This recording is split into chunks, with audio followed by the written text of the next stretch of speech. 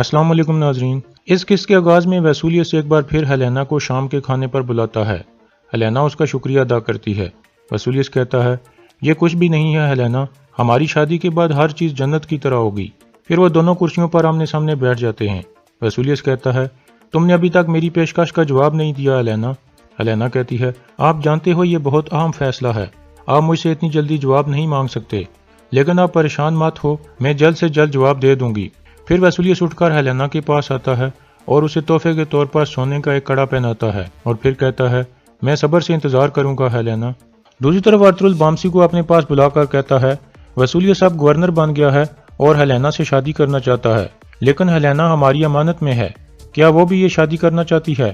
بامسی کہتا ہے، نہیں بھائی، وہ ویسولیس ہیلینا سے پیار نہیں کرتا، وہ صرف اس کی مخالفت سے بچنا چاہتا ہے۔ ارطغرل کہتا ہے، تو پھر یہ نہیں ہو سکتا، اس بات کو یقینی بنانا ہماری ذمہ داری ہے کہ وہ اپنی مرضی سے جس سے چاہے شادی کرے۔ بامسی کہتا ہے، آپ صحیح کہہ رہے ہیں بھائی، ہیلینا ویسولیس سے پیار نہیں کرتی۔ ارطغرل پوچھتا ہے، تو پھر وہ کس سے پیار کرتی ہے بامسی؟ بامسی شرما کر منہ نیچے کر لیتا ہے۔ پھر ارطغرل کہتا ہے، اب میں تمہیں ایک مشن دے رہا ہوں بامسی، تم جا کر ہیلینا کو بتاؤ کہ مجھے ویسولیس پر شک ہے اور تم اسے محتاط رہو اور کہو کہ میں یہ بات تمہارے بابا کی عزت میں کر رہا ہوں، اور یہ سونا حاجاتورین استاد کو دے دینا تاکہ وہ اپنی دکان کے لیے چیزیں خرید سکے اور وہ قلعے کا سب سے مضبوط تاجر بن سکے۔ اتنے میں عبد الرحمن اندر آ کر بتاتا ہے کہ قلعے سے ایک خبر آئی ہے سردار، باتوحان کارا جیسر قلعے میں گیا ہے اور اس نے ویسولیس سے ملاقات کی ہے، اور جب وہ باہر نکلا تو ویسولیس نے اپنا آدمی اس کے پیچھے لگا دیا۔ دوسری طرف سپاہی بگائے باتوحان کو پکارتے پکارتے غار میں داخل ہوتا ہے اور اندر اسلان کو دیکھ کر چونک جاتا ہے۔ اسلان کہتی ہے، شکر ہے تم آ گئے بگائے، باتوحان نے مجھے اغوا کیا ہے۔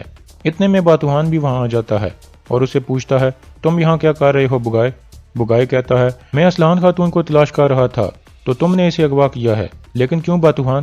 باتوحان سونے کے سکوں کی پوٹلی نکال کر اسے دے کر کہتا ہے، یہ اپنے ساتھی سپاہیوں میں بانٹ دو، وقت آ گیا ہے بگائے۔ سونا لے کر وہ بہت خوش ہو جاتا ہے۔ پھر باتوحان اسلحان کا رومال نکال کر کہتا ہے، بگائے یہ رومال تم الیار کو دو گے اور کہو گے کہ مجھے اسلحان کا نشان مل گیا ہے، پھر وہ دونوں بھائی آئیں گے اور میرے جال میں پھنس جائیں گے۔ بگائے رومال لے کر وہاں سے روانہ ہو جاتا ہے۔ دوسری طرف چولپن اورال کو کہتی ہے، تمہیں باتوحان کو جھوٹی امید نہیں دینی چاہیے تھی، اسی لیے اس نے ایسا کیا ہے۔ اورال کہتا ہے، باتوحان سب جانتا ہے، اگر اس نے اسلان کو بھی سب کچھ بتا دیا تو پھر میں الیار کی طرح اسلان کو بھی کھو دوں گا۔ دوسری طرف کائی قبیلے میں عبد الرحمن اندر آ کر بتاتا ہے کہ الیار صاحب نے ایک قاصد بھیجا ہے۔ ارطغرل کہتا ہے، اندر لے آؤ اسے۔ اندر آ کر وہ قاصد کہتا ہے، اسلان خاتون صبح سے گم ہے اور خدشہ ہے کہ وہ اغوا ہو گئی ہے۔ ارطغرل پوچھتا ہے، ایسا کون کر سکتا ہے؟ قاصد کہتا ہے، الیار صاحب نے کہا ہے کہ انہیں باتوحان پر شک ہے۔ یہ کہہ کر قاصد وہاں سے چلا جاتا ہے۔ پھر ارطغرل عبد الرحمن کو کہتا ہے، ترگت اور دوان کو کہو کہ وہ سپاہیوں کو تیار کریں، کل صبح ہم جاویدار قبیلے جائیں گے۔ اس کے بعد ارطغرل اپنے ہتھیار اٹھا کر باہر نکل جاتا ہے۔ دوسری طرف الیار اورال کو کہتا ہے، اگر اس کے پیچھے باتوحان نکلا تو اس قبیلے میں آپ کی کوئی جگہ نہیں رہے گی، آپ کی لالچ نے ہمیں تباہ کر دیا ہے، آپ کے 9 سچ ایک جھوٹ کو نہیں چھپا سکتے۔ اورال کہتا ہے، تم نے مجھے جھوٹا بولا۔ یہ کہہ کر وہ آگے بڑھتا ہے تو کتلوجا اس کی گردن پر خنجر رکھ دیتا ہے اور کہتا ہے، اپنی حد میں رہو اورال صاحب۔ یہ دیکھ کر سعدالدین غصے میں آ جاتا ہے اور کتلوجا کو ڈانٹ کر کہتا ہے، میری موجودگی میں تم ایسا کیسے کر سکتے ہو، نکل جاؤ یہاں سے۔ پھر الیار بھی کتلوجا کو باہر جانے کو کہتا ہے۔ کتلوجا باہر نکل جاتا ہے۔ اس کے جانے کے بعد سعدالدین اورال کو کہتا ہے، یہ اچھا ہوا کہ تم سردار نہیں بنے اورال، نہ ہی تمہیں روایات کا کوئی خیال ہے اور نہ ہی تمہیں کوئی آداب آتے ہیں۔ میرے سامنے تمہیں اس طرح کی حرکت نہیں کرنی چاہیے تھی کہ کتلوجا کو تمہیں تمہاری حد دکھانی پڑی، اب جاؤ یہاں سے۔ اورال منہ بنا کر وہاں سے چلا جاتا ہے۔ دوسری طرف ارطغرل نماز ادا کرتا ہے اور اس کے بعد اللہ سے دعا مانگتا ہے، اے اللہ، آپ نے ہر مشکل میں میری مدد فرمائی ہے، مجھے اپنے رستے پر قائم رکھنا۔ اس کے بعد ارطغرل ایک طرف بیٹھ جاتا ہے اور اپنی آنکھیں بند کر کے ورد کرنے لگتا ہے، یا رحمان، یا رحیم، یا شافی، مجھے اپنا رستہ دکھا۔ کچھ دیر بعد اس کے دماغ میں ایک منظر آتا ہے جس میں وہ اپنے گھوڑے پر کہیں جا رہا تھا لیکن رستہ نہیں ڈھونڈ پا رہا تھا۔ اتنے میں اسے ابن العربی کی آواز آتی ہے تو وہ ادھر ادھر انہیں ڈھونڈنے لگتا ہے۔ کچھ دیر بعد وہ ابن العربی کے پاس پہنچ جاتا ہے اور ان کے پاس بیٹھ کر کہتا ہے، میں اپنا رستہ بھول گیا تھا، پھر مجھے آپ کی آواز آئی۔ ابن العربی کہتے ہیں، تم نے اللہ کی آواز سنی تھی بیٹا، اور جو لوگ اللہ کے راستے پر چلتے ہیں ان کے لیے دونوں جہانوں میں فتح ہے۔ ارطغرل کہتا ہے، میں نے ہمیشہ صبر کیا، حتیٰ کہ بعض دفعہ مجھے بہت مشکل فیصلے کرنے پڑے۔ ابن العربی کہتے ہیں، اللہ یقیناً تمہارے ساتھ ہے ارطغرل، وہ اپنے پیارے غلاموں کو آزماتا ہے۔ اگر تمہاری کوئی آزمائش نہ ہو، کوئی پریشانی اور مشکلات نہ ہو تو جان لو کہ کچھ غلط ہے، لیکن تم اپنے امتحان میں کامیاب ہو گئے ہو ارطغرل۔ پھر ارطغرل کھڑا ہو کر ابن العربی سے گلے ملتا ہے۔ اتنے میں ارطغرل اپنی آنکھیں کھول دیتا ہے اور مسکرانے لگتا ہے۔ اس کے بعد اگلا دن شروع ہو جاتا ہے۔ بامسی بیس بدل کر کارا جیسر قلعے میں پہنچ چکا تھا۔ پہلے وہ حاجہ تورین اور دمرل سے ملاقات کرتا ہے اور انہیں سونے کے سکوں والی پوٹلی دیتا ہے جو ارطغرل نے اسے دی تھی، اور پھر وہاں سے باہر نکل جاتا ہے۔ دوسری طرف ارطغرل اپنے کچھ سپاہیوں کے ساتھ جاویدار قبیلے کی طرف روانہ ہو جاتا ہے۔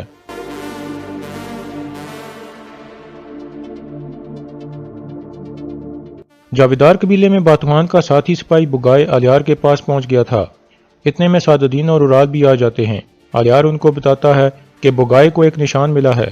پھر بگائے اسلحان کا رومال الیار کو دیتا ہے۔ الیار رومال دیکھ کر کہتا ہے یہ تو اسلحان کا ہی ہے۔ دوسری طرف ارطغرل اس جگہ پہنچتا ہے جہاں آخری بار اس کی ملاقات اسلحان سے ہوئی تھی۔ ارطغرل ترگت سے پوچھتا ہے جس طرف اسلحان گئی تھی یہ رستہ کہاں جاتا ہے؟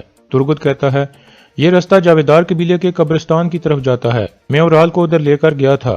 ارطغرل کہتا ہے پہلے ہم قبرستان کی طرف جائیں گے۔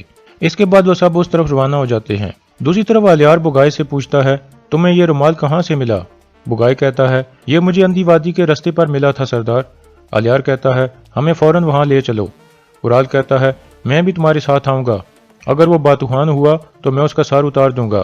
پھر وہ سب وہاں سے روانہ ہو جاتے ہیں۔ دوسری طرف ارطغرل اور اس کے سپاہی قبرستان میں پہنچ کر اپنے گھوڑوں سے اتر آتے ہیں۔ ارطغرل کہتا ہے اسلحان خاتون اپنے والد کی قبر پر آئی ہوگی کیونکہ وہ الیار اور میرے اوپر غصے میں تھی۔ پھر ارطغرل اپنے سپاہیوں کو کہتا ہے ہر طرف اس کا نشان تلاش کرو۔ پھر ارطغرل پوچھتا ہے جاندار صاحب کی قبر کون سی ہے؟ ترگت ایک قبر کی طرف اشارہ کرتا ہے۔ ارطغرل اس قبر کے پاس آ کر بیٹھ جاتا ہے اور فاتحہ خوانی کرتا ہے۔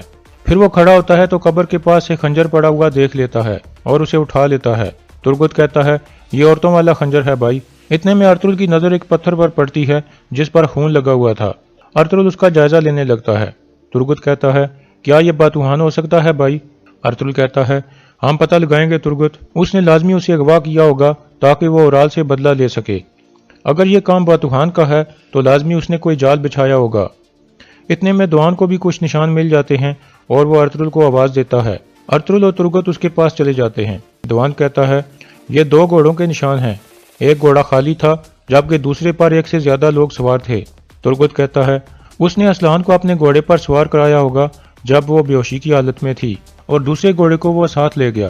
پھر ارطغرل کہتا ہے دوان تم گنکت کو اپنے ساتھ لو اور ان نشانوں کا پیچھا کرو، میں اور ترگت قبیلے جائیں گے۔ پھر وہ سب روانہ ہو جاتے ہیں۔ دوسری طرف کارا جیسر میں بامسی ایک جگہ کھڑا ہو کر ہیلینا کا انتظار کر رہا تھا جہاں ہیلینا روزانہ جاتی تھی۔ کچھ دیر بعد ہیلینا وہاں پہنچ جاتی ہے۔ اس کے پیچھے دو آدمی بھی اس کی جاسوسی کر رہے تھے۔ ہیلینا بامسی کو دیکھ کر خوش ہو جاتی ہے اور کہتی ہے چلو چہل قدمی کرتے ہوئے بات کرتے ہیں، میں نے تمہیں کچھ ضروری باتیں بتانی ہیں۔ یہ دیکھ کر وہ دونوں جاسوس واپس مڑ جاتے ہیں۔ دوسری طرف ارطغرل جاویدار قبیلے میں پہنچتا ہے تو اس کا سامنا سعد الدین سے ہو جاتا ہے۔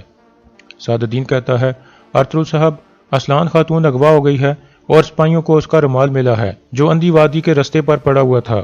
اورال اور الیار سپاہیوں کو لے کر وہاں چلے گئے ہیں۔ ارطغرل کہتا ہے یہ ایک جال ہے امیر حضرت۔ سعد الدین حیران ہو کر پوچھتا ہے یہ کیسے ارطغرل صاحب؟ ارطغرل خنجر نکال کر اسے دیتا ہے اور کہتا ہے یہ خنجر اس کے بابا کی قبر کے پاس سے ملا ہے۔ جب اسلحان خاتون کو اغوا کیا گیا تو اس نے مزاحمت کی، ہمیں ایک پتھر پر بھی خون ملا ہے۔ سعد الدین کہتا ہے وہ لازمی باتوہان ہوگا۔ ارطغرل کہتا ہے باتوہان جس طرف اسلحان کو لے کر گیا ہے وہ رستہ اندھی وادی کی طرف نہیں جاتا، جس کسی نے بھی یہ رومال وہاں رکھا ہے اس نے ایک جال بچھایا ہے۔ سعد الدین کہتا ہے یا پھر جو آدمی یہ رومال لے کر آیا ہے اس نے جال بچھایا ہے۔ ارطغرل پوچھتا ہے کون لایا ہے یہ رومال؟ سعد الدین کہتا ہے اس کا نام بگائے ہے۔ پھر ارطغرل کہتا ہے ہو سکتا ہے وہ باتوہان کے ساتھ کام کر رہا ہو، ہمیں فوراً حرکت میں آنا ہوگا، میں اندھی وادی کی طرف جا رہا ہوں، الیار کی جان خطرے میں ہے۔ سعد الدین کہتا ہے میں بھی جاؤں گا۔ اور یہاں اس قسط کا اختتام ہو جاتا ہے۔